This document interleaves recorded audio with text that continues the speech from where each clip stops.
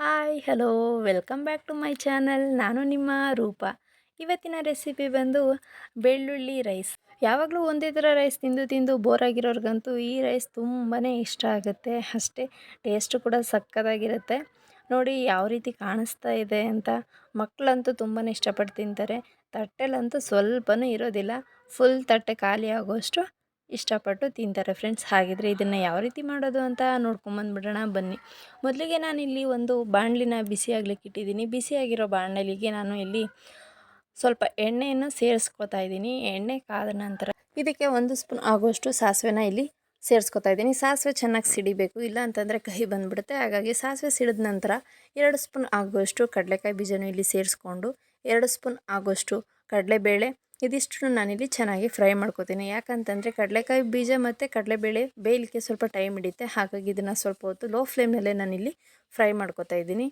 ಇದ್ರ ಮಧ್ಯದಲ್ಲಿ ನಾನಿವಾಗ 2 ಸ್ಪೂನ್ ಆಗೋಷ್ಟು ಉದ್ದಿನಬೇಳೆನೂ ಕೂಡ ನಾನಿಲ್ಲಿ ಸೇರಿಸ್ಕೊಂಡು ಚೆನ್ನಾಗಿ ಇದನ್ನು ಗೋಲ್ಡನ್ ಬ್ರೌನ್ ಬರೋ ತನಕ ಚೆನ್ನಾಗಿ ನಾನು ಇದನ್ನು ಫ್ರೈ ಮಾಡ್ಕೋತಾ ಇದ್ದೀನಿ.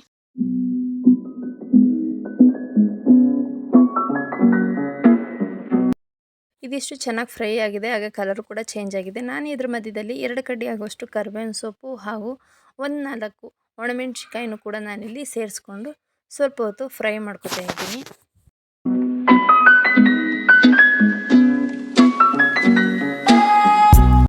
ಇದು ಚೆನ್ನಾಗಿ ಫ್ರೈ ಆಗಿದೆ. ನಾನಿವಾಗ ಇದಕ್ಕೆ ಸಣ್ಣದಾಗಿ ಕಟ್ ಮಾಡಿರ್ತಕ್ಕಂಥ 1 ಮೀಡಿಯಮ್ ಸೈಜ್ ಈರುಳ್ಳಿಯನ್ನು ನಾನಿಲ್ಲಿ ಸೇರಿಸ್ಕೊತಾ ಇದ್ದೀನಿ. ಈರುಳ್ಳಿನ ಸ್ವಲ್ಪ ಹೊತ್ತು ಚೆನ್ನಾಗಿ ಫ್ರೈ ಮಾಡ್ಕೋಬೇಕು. ಇದರಲ್ಲಿರ್ತಕ್ಕಂಥ ಹಸಿ ವಾಸನೆ ಹೋಗಬೇಕು, ಹಾಗೆ ಇದು ಕಲರ್ ಕೂಡ ಚೇಂಜ್ ಆಗಬೇಕು, ಅಲ್ಲಿ ತನಕ ಫ್ರೈ ಮಾಡ್ಕೋಬೇಕಾಗತ್ತೆ. ನೋಡಿ ಇವಾಗ ಕಲರ್ ಚೇಂಜ್ ಆಗಿದೆ. ನಾನಿವಾಗ ಇದಕ್ಕೆ ಸಿಪ್ಪೆ ತೆಗೆದು ಜಜ್ಜಿಟ್ಕೊಂಡಿರ್ತಕ್ಕಂಥ 2 ಬೆಳ್ಳುಳ್ಳಿನ ನಾನಿಲ್ಲಿ ಸೇರಿಸ್ಕೊತಾ ಇದ್ದೀನಿ. ಬೆಳ್ಳುಳ್ಳಿನ ಸ್ವಲ್ಪ ಹೊತ್ತು ಚೆನ್ನಾಗಿ ಫ್ರೈ ಮಾಡ್ಕೋಬೇಕು. ಬೆಳ್ಳುಳ್ಳಿಲಿರ್ತಕ್ಕಂಥ ಸ್ಮೆಲ್ಲೆಲ್ಲ ಹೋಗಬೇಕು, ಅಲ್ಲಿ ತನಕ ಇದನ್ನು ನಾವು ಇವಾಗ ಫ್ರೈ ಮಾಡ್ಕೋಬೇಕಾಗತ್ತೆ. ನೋಡಿ ಇವಾಗ ಚೆನ್ನಾಗಿ ಫ್ರೈ ಆಗಿದೆ. ಇದಕ್ಕೆ ನಾನು ಇವಾಗ 1/2 ಸ್ಪೂನ್ ಆಗುವಷ್ಟು ಅಚ್ಚ ಪುಡಿ, ಹಾಗೆ 1/2 ಸ್ಪೂನ್ ಆಗುವಷ್ಟು ಸಾಂಬಾರು ಪೌಡರ್, ನಾವು ಬೇಳೆ ತರಕಾರಿ ಸಾಂಬಾರು ಮಾಡಲಿಕ್ಕೆ ಯೂಸ್ ಮಾಡ್ತೀವಲ್ಲ ಮನೆಯಲ್ಲಿ ನಾರ್ಮಲ್ ಪೌಡ್ರ್, ಅದನ್ನೇ ನಾನಿಲ್ಲಿ ಯೂಸ್ ಮಾಡ್ತೀನಿ. ಬೇರೆ ಯಾವುದೇ ರೀತಿಯಾದಂಥ ಮಸಾಲ ಪೌಡರ್ನ ನಾನಿಲ್ಲಿ ಸೇರಿಸ್ತಾ ಇಲ್ಲ. ನೀವು ನೋಡ್ತಾ ಇರ್ಬೋದು, ನಾನು ಇದಕ್ಕೆ ಅರಿಶಿನ ಕೂಡ ಸೇರಿಸಿಲ್ಲ. ಇದೇ ಕಲರ್ ಸಾಕಾಗುತ್ತೆ, ಆಗ ಖಾರನೂ ಚೆನ್ನಾಗಿರುತ್ತೆ. ಮನೆಯಲ್ಲಿ ಇನ್ಸ್ಟೆಂಟಾಗಿ ಇರೋದರಲ್ಲಿ ಮಾಡ್ಬೋದು, ಹಾಗೆ ಟೇಸ್ಟು ಕೂಡ ಅಷ್ಟೇ ಚೆನ್ನಾಗಿರುತ್ತೆ. ಯಾವುದೇ ರೀತಿ ಮಸಾಲೆ ಅನ್ನೋದೆಲ್ಲ ಇರೋದಿಲ್ಲ. ನೋಡಿ ಇದು ಕೂಡ ಇವಾಗ ಚೆನ್ನಾಗಿ ಫ್ರೈ ಆಗಿದೆ. ಇದಕ್ಕೆ ನಾನು ಇವಾಗ ಮೊದಲೇ ಮಾಡಿಟ್ಟಿರ್ತಕ್ಕಂಥ ಅನ್ನನೂ ನಾನಿಲ್ಲಿ ಸೇರಿಸ್ಕೊತಾ ಇದ್ದೀನಿ. ಇದಕ್ಕೆ ಸಣ್ಣದಾಗಿ ಕಟ್ ಮಾಡಿ ಇಟ್ಕೊಂಡಿರ್ತಕ್ಕಂಥ ಕೊತ್ತಂಬರಿ ಸೊಪ್ಪನ್ನು ನಾನಿಲ್ಲಿ ಸೇರಿಸ್ಕೊತೀನಿ. ಸೇರಿಸ್ಕೊಂಡು ಇದನ್ನು ಒಂದು ಸತಿ ಚೆನ್ನಾಗಿ ಮಿಕ್ಸ್ ಮಾಡ್ಕೋಬೇಕಾಗತ್ತೆ.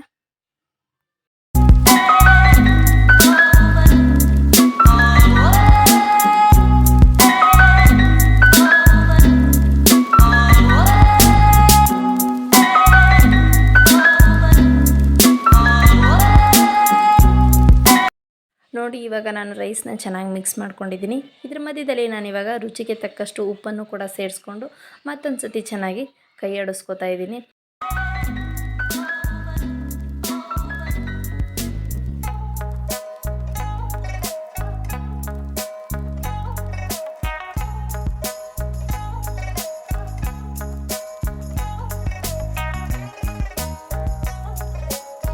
ಇವಾಗ ನಾನು ಇದನ್ನು ಚೆನ್ನಾಗಿ ಮಿಕ್ಸ್ ಮಾಡ್ಕೊಂಡಾಗಿದೆ. ನಾನು ನಿಮಗೆ ತೋರಿಸ್ತಾ ಇದ್ದೀನಿ ನೋಡಿ ಯಾವ ರೀತಿ ಮಿಕ್ಸ್ ಆಗಿದೆ. ಹಾಗೆ ಕಲರ್ ನೋಡಿ ಎಷ್ಟು ಚೆನ್ನಾಗಿದೆ. ನಾವಿಲ್ಲಿ ಯಾವುದೇ ರೀತಿ ಮಸಾಲ ಪೌಡ್ರನ್ನ ಆ್ಯಡ್ ಮಾಡಿಲ್ಲ, ಆದರೂ ಕೂಡ ಕಲರ್ ತುಂಬಾ ಚೆನ್ನಾಗಿ ಬಂದಿದೆ.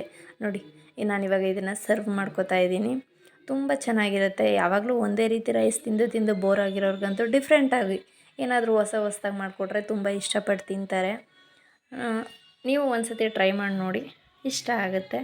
ದಯವಿಟ್ಟು ನನ್ನ ಚಾನಲ್ನ ಸಬ್ಸ್ಕ್ರೈಬ್ ಮಾಡ್ಕೊಳ್ಳಿ, ಹಾಗೆ ಲೈಕ್ ಮಾಡಿ. Thank you.